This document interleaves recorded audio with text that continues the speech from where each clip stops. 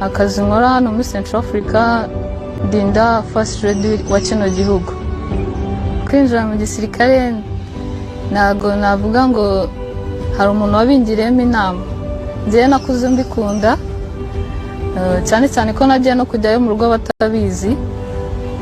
Njyayo numva mbikunze, numva ari ibintu bindimo nyine nshaka gukorera igihugu.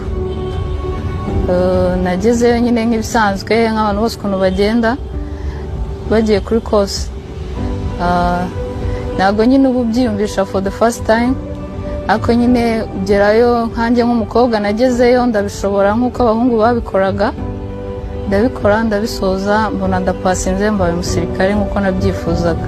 Kuba ndi umunyarwandakazi ndi hano muri Central Africa bintera ishema rinini cyane, kuko ni imbaraga z'igihugu cyanjye, ko cyane cyane ko tuba twaje gutanga umusanzu bitewe n'amateka mabi igihugu cyacu cyanyuzemo.